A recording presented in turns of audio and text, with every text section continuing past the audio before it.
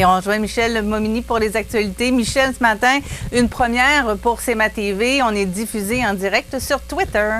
Bon, ben, écoute, on n'en a pas parlé beaucoup depuis le projet de loi C-18. Ah, malheureusement, Michel, on me dit que ton micro est fermé. Oui, ça irait sûrement beaucoup mieux oui. si mon micro était ouvert. Oui. Il est ouvert. C'est ça que je ne comprends pas. Alors, on va essayer de trouver à la réalisation comment fonctionner ce matin.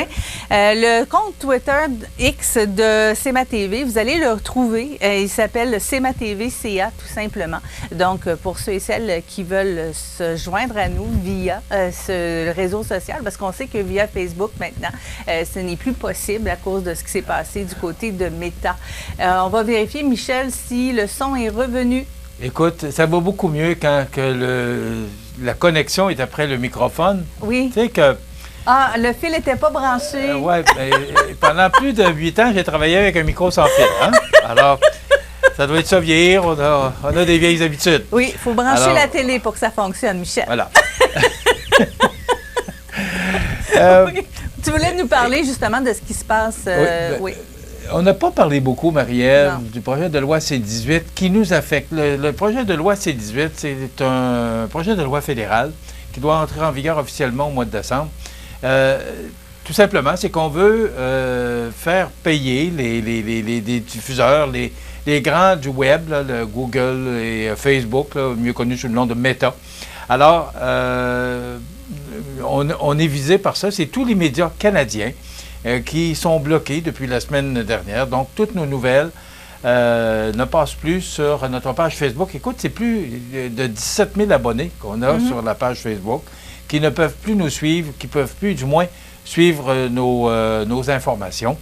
Alors, avec le travail de notre directeur de production, Jean Carbonneau, ce matin, on diffuse sur X, autrefois Twitter. Alors, c'est la nouvelle plateforme qui, maintenant, peut diffuser, parce que tu sais qu'on est sur Cogeco, ça continue. On est sur notre site internet, cmatv.ca, et depuis ce matin, on est sur Twitter. C'est bien connu, Twitter, là, mais maintenant, ça s'appelle X depuis quelques jours. Alors, merci Jean Carbonneau pour ce bon travail. Vous savez, le succès d'une entreprise repose sur un esprit d'équipe et sur le dévouement de ses employés. Bien, je tiens à saluer le travail de Jean ce matin. Oui, et pour ajouter, on a également une chaîne YouTube où vous pouvez trouver nos émissions, entre autres. Oui. Il faut dire que, bon, ça affecte tout le monde. Là.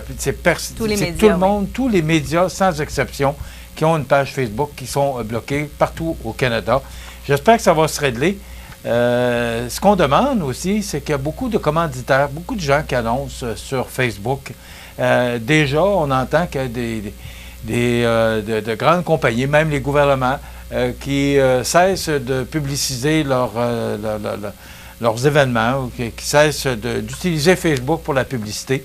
J'espère que d'autres emboîteront ou suivront cet exemple pour soutenir les médias. Ce n'est pas des temps faciles pour les médias de ce temps-ci. Mais tu sais que je me souviens, Marie-Ève, je sais que ce n'est pas dans les grands titres, mais en fin de semaine, Métro Média fermait plus de 17 hebdos régionaux dans la région de Montréal. Ça me rappelle qu'en 1992, Radio Mutuelle avait fermé toutes ses stations de radio AM. Alors, c'est pas d'hier là, que les médias doivent vivre des changements, des réformes. Le monde des médias change, le monde électronique change également. Alors, on est là-dedans. Mais rassurez-vous, CMA TV, ça va très bien. Mais on fait face, nous aussi, à la même situation que tous les médias au Canada. Donc, pour nous suivre, simplement, vous pouvez vous rendre sur cmatv.ca où toute l'information est diffusée au fur et à mesure de la journée. Là, les nouvelles qui étaient avant sur Facebook également, sont tout simplement sur cmatv.ca. Peut-être ajouter que, bon, on a des panneaux d'affichage sur le boulevard Taché. On a notre réseau de télévision, on est dans toutes les salles d'attente de l'hôpital, jusque chez Mike Salapocatière, dans plus de 31 entreprises. On a des panneaux dans les salles de bain de Loiselière, restaurant La Rive, on est à Microbrasserie Côte-du-Sud, VO2 Gym, et bientôt dans une place bien connue de la région. Alors, on est partout. 3 points de suspension pour vous. Alors, on va continuer de bien vous informer, malgré ce petit contretemps que nous fait subir Facebook. Et en fin de semaine, on était à Cap-Saint-Ignace. Ouais. Écoute, Marie-Ève, moi, je veux lever mon chapeau à Harold Bouffard et son équipe parce que c'est quand même... c'est un gros festival et c'est encore une réussite. Et seulement samedi, on a eu le nombre de personnes qui ont participé parce qu'il faisait beau. Le nombre de personnes au total pour samedi, du total de 2012. Alors, c'est quand même digne de mention. Ce festival-là prend de plus en plus d'ampleur. Et pas besoin de te dire que Harold était très heureux de ce succès. D'ailleurs, on peut l'entendre.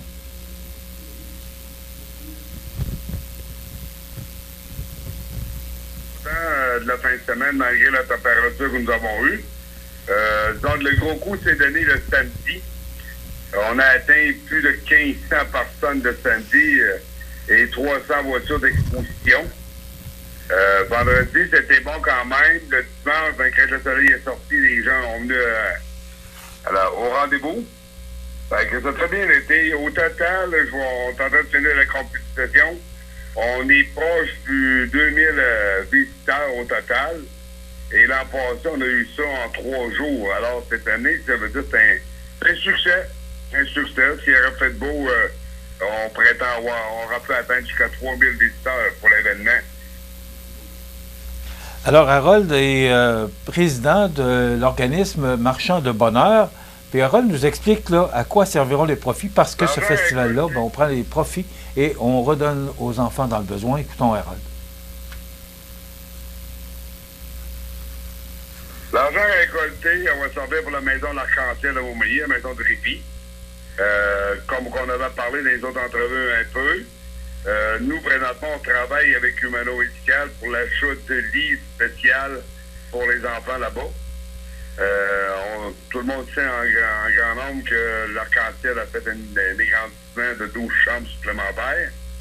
Et en garde à 4 pour des jeunes avec des complications un petit peu plus hâtives.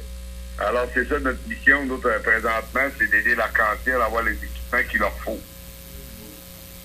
Alors, vu le succès de 2023, on assure déjà la prochaine édition, la 14e, qui aura lieu les 9, 10 et 11 août prochains. Rappelons que Marchand Bonheur est un organisme qui redonne chaque année l'argent amassé au Festival Rétro pour aider les enfants dans le besoin. Une belle réussite, puis merci aux gens qui ont participé. Parce qu'on a besoin de gens qui participent. Oui, bien écoute, on était le média partenaire de cet événement-là, puis content aussi de se joindre à l'équipe de Marchand Bonheur pour assurer le succès de ce festival. Écoute, il y a tellement toutes sortes de choses organisées, là, de michoui, des expositions de vieilles autos. Vraiment, là, écoute, c'est de l'ouvrage d'organiser ça. Faut y croire. Ben, ils y croient. Puis le succès est là, les gens participent. D'ailleurs, vendredi matin, Marie-Ève, j'avais demandé aux gens de participer parce que c'est un festival qui est pour une bonne cause. Donc, les gens ont répondu présent. Merci beaucoup, Michel. On va te retrouver demain. Tu seras présent encore une fois à l'émission. Demain, on vous propose la chronique culturelle en compagnie de Mireille Soucy des Arts de la Scène aussi. Il y aura Cindy Chabot. Elle est directrice de la maison Le Portage de Saint-Malachie. C'est le retour des jeux de portage, une activité qui avait lieu depuis plusieurs années, mais on a dû mettre ça sur pause aussi pour la pandémie. Donc, ce sera un beau retour et on vous donne plus de détails demain dans l'émission. Mon nom est Marie-Ève Lamonde. Je vous souhaite une belle journée en Côte-du-Sud.